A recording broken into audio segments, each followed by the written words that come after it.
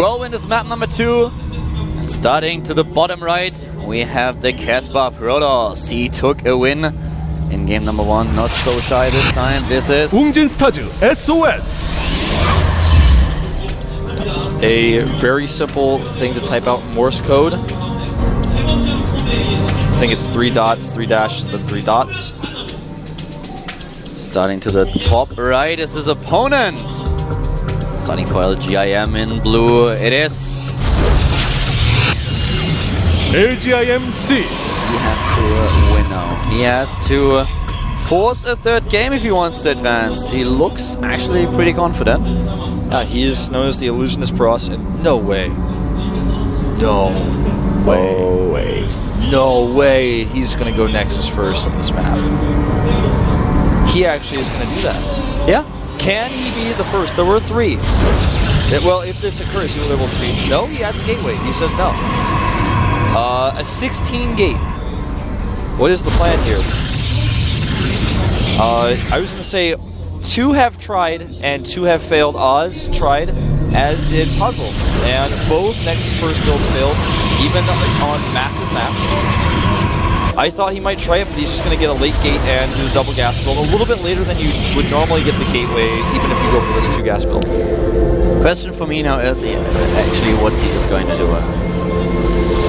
Yeah, how is he gonna? He can look at the base with this probe and say, wait a minute, the warp gate research is really late.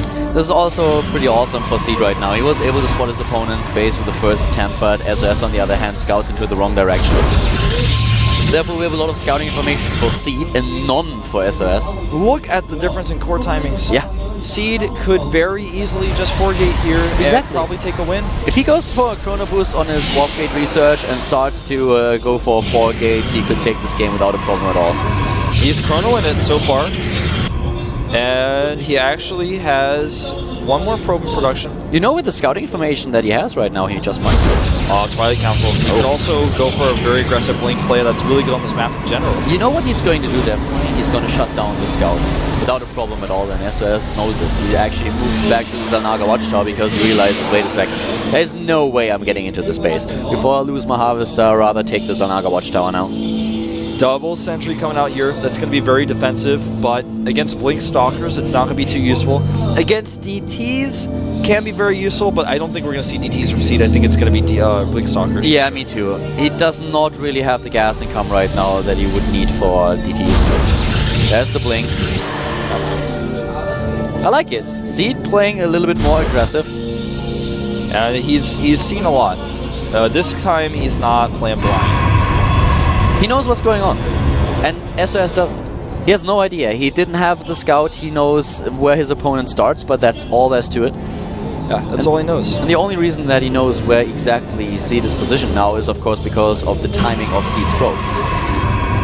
And I feel like in this situation where Seed's attack is going to be so pivotal, because if it fails completely, he's going to find himself behind, or if it succeeds, then the opposite will be true, and the game may in fact just end at that point.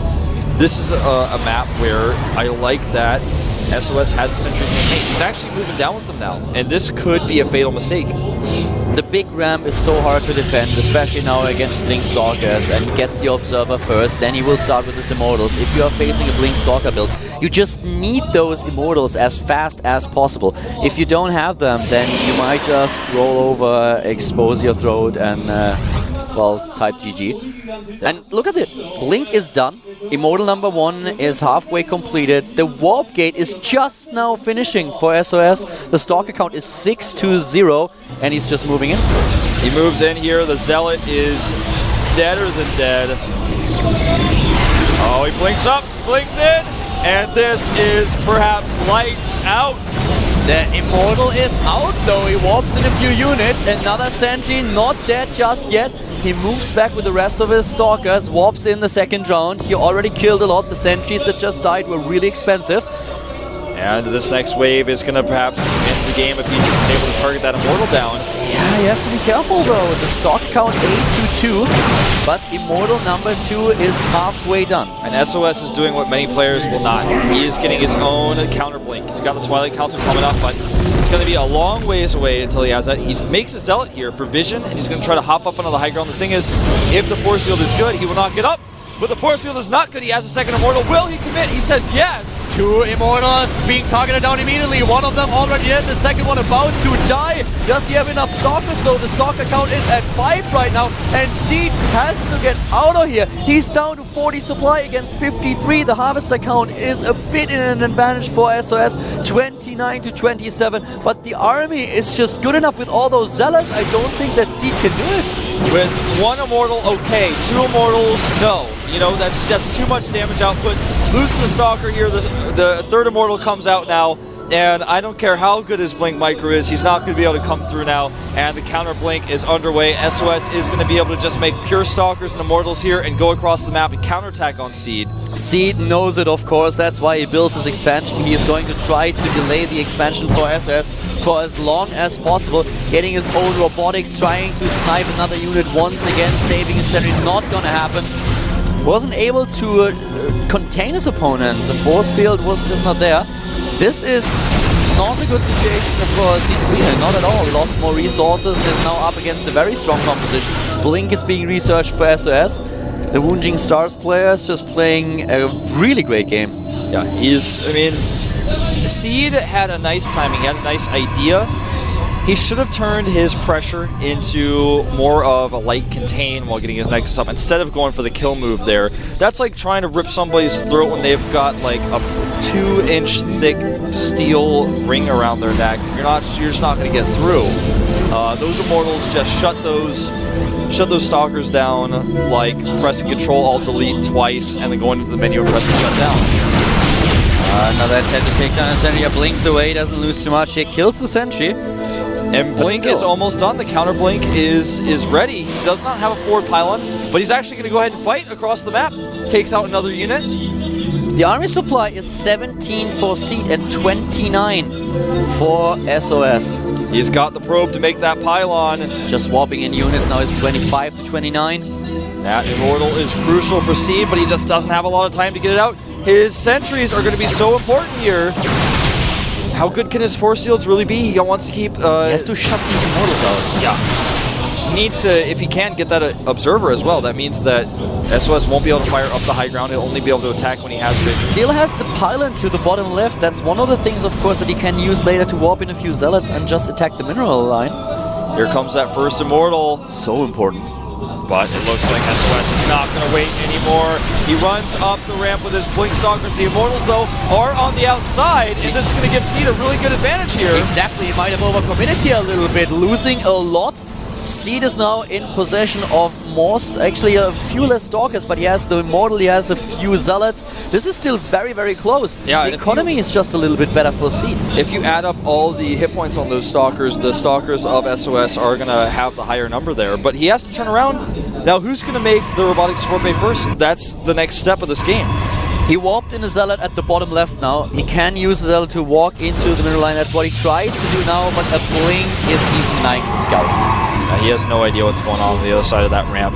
2 Assimilators go down for SOS at his gas, taking them first. No Bay for either player just yet. They're both continuing to produce the Immortals. And Seed is moving out. He's adding an additional gate. Wants to have the better production. He's moving out with his army now. This is tense because now the thing is, Seed is going to find himself in basically the same position that Shy was in just moments ago at the bottom of the ramp, where it's like, well, do I blink up here? Will his force shields be good? No, he cannot attack up the ramp. He's not going to do it. No, he even walks home. Both of them adding the Robotics Bay. Forge for SOS, though. He's going to get those upgrades out a little bit faster, and he had the gases up earlier as well, so that's going to show through. Gas timings in this matchup are oftentimes what decides games. Oh, and the Observer is stopped. Nice killed. pick-off, yeah. Really well done. But this is just so tense. What we are seeing here right now is really SOS playing a great game, and Seed is struggling quite a bit. And the Forge now coming out for Seed. he's going to be really behind. I mean, plus one has already started. Now, let's see what happens as far as third bases go here, because when you take a third base in this matchup, the player who takes the aggression to you is going to have to fight in a way that makes it so that he gets the better angle. Angle of attack is the deciding factor in this matchup. Anytime the matchup goes longer than 15 minutes, it's all about the engagement. It's all about the micro, and you know, Seed has a lot of experience. But any small mistake in this matchup, this late game, can cost you the entire game. Your Colossi get clumped up, you mess up a blink, you have a bad concave, you lose the entire game over. It doesn't matter how long the game goes. Seed is poking a little bit with the Stalkers now, just trying to look if there's a third base. He has blink, so he knows that he can get away. But to me, I don't know, but he feels a little bit off today. I don't want to take anything away from SOS. Is playing really well here. But Seed played at WCS Asia against players like Squirtle, one with a 2-0. He played against Trader, one without dropping a map. All these games just in the recent past, in this matchup, were so well executed, but he's struggling so much, and he has another mistake with his probes. All these small things, I don't know, that's just awkward. He seems a little bit off his game right now. It happened in game number 1 already, so now it happens in the second game that he makes a mistake with the probes like this. This just seems very uncharacteristic for him. I think he was trying to count his probes or something, but he totally kind of messed that up. Stalkers see the third base timing. He knows he can't stick around. In fact, Seed could catch him here. He doesn't realize that he misses out.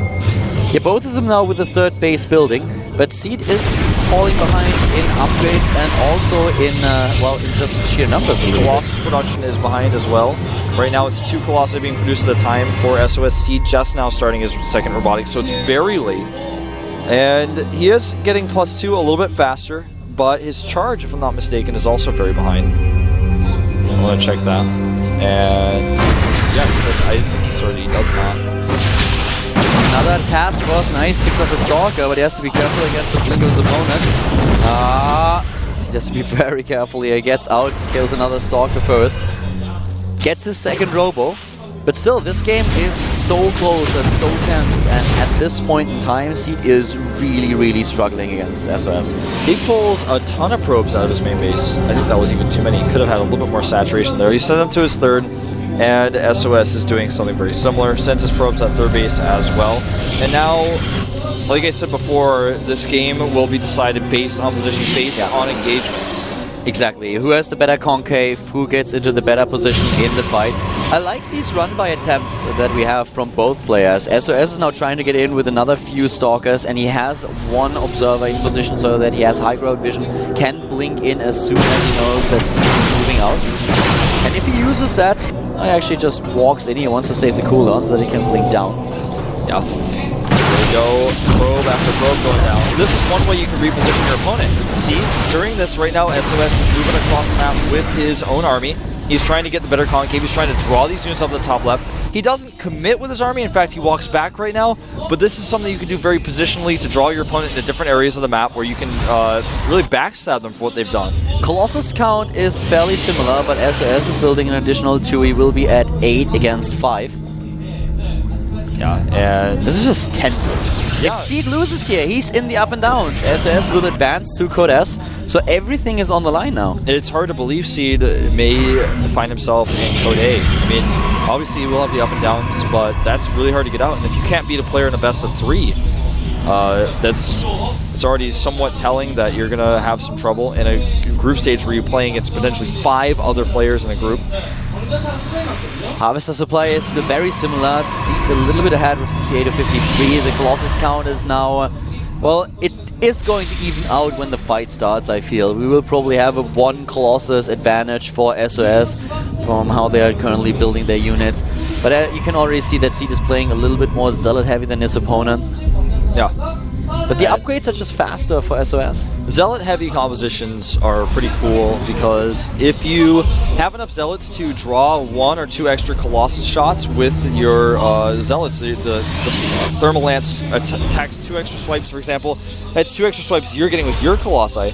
Now, the base does go up to the left side, the 4th base is spotted, but meanwhile to the north, Seed is actually having to cancel.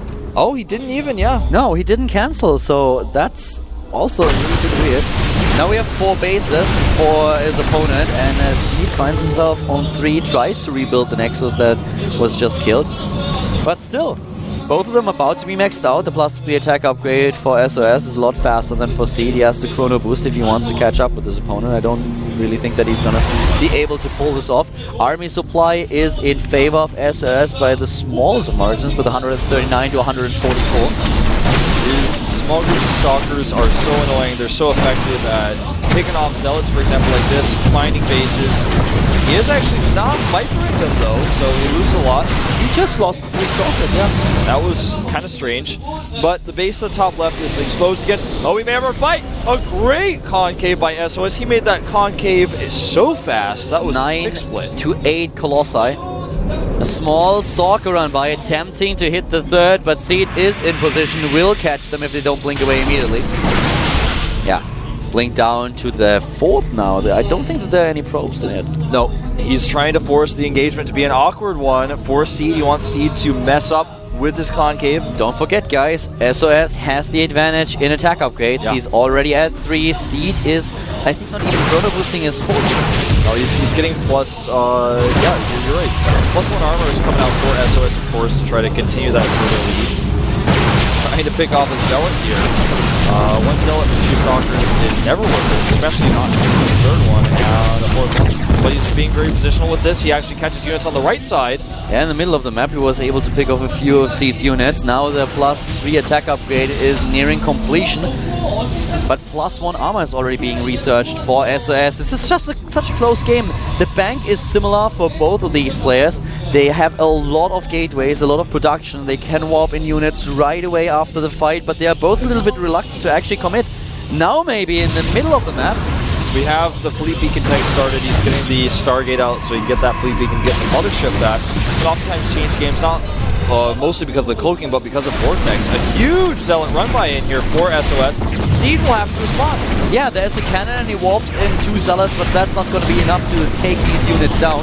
So he warps in another few units in the middle of the map. So that's the Zanaga Watchtower. We have the LGIM Kronos positioned. He warped in more units to defend his bases, but is he fighting against SOS right now? There it is. He gets the battle first about shot. to start. And Seed had the better concave, but he didn't use it. This is a terrible position. The Immortals have closed the distance. SOS may be able to knock Seed down to the up and downs. He's taken the better part of this engagement already. His Archons and his Immortals on the front. He even flanks with Zealots now. He runs in with the Charge Lords, and now SOS is dropping in supply as well, but Seed suddenly just lost his cushion that was protecting the Colossi, and now Seed is dropping in Colossi supply. We have him at 5 against 9, and he's losing more. He's down to 100 supply already, whereas SOS has a 50 supply advantage over him. And Seed only has +1, or he doesn't have +1 armor done. He only has it on the way, whereas SOS already has +1 armor with +1 shields and completion. SOS has done it. GG! Seed doesn't win a map against the Caspar Protoss. Has to play the up and downs, and SOS advances. Congratulations to the Wunging Stars player. Well, what kind of a... Well, next week, remind me again, who is in the up and downs? DRG, Seed, I mean Flash, all the other players that dropped out in the last 2 weeks. This is insane. Got the This is gonna be Terminator, we've got...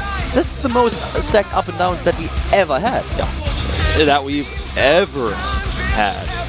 And the day of Code matches is over. Just kidding, we're only halfway done. Yeah. Now, up next we have, of course, Bogus versus Happy, or Terran versus Terran, and that is going to be really interesting to see. Can Bogus, this guy who's looking pretty solid so far, actually take out Happy, who was once a round of 4 GSL player? Can I'm he do still it? shocked that Seed is not in Codes immediately. SOS played better today, no question about it. But just the idea of Seed having to play the up and downs is a little bit odd to me. SOS played well though. I mean, he deserved to win today. There's no question about it. He played the better games. He took down Seed with the 2-0. Deserved to win. Deserved the Seed. Yeah. But it's weird. It is a little bit weird. It's kind of surreal to have that Illusionist Protoss who won the last season, now on the up and downs, may not even be able to get into Code. He could be in Code. He could fall out of Code, back from whence he came to Code B. That would be crazy. But as Wolf already mentioned, Bogus against Happy is going to be our next match. It's a Terran Mirror that's going to start in just a few minutes. So guys, stay tuned. After a short break, we will be back with the GSL Code A.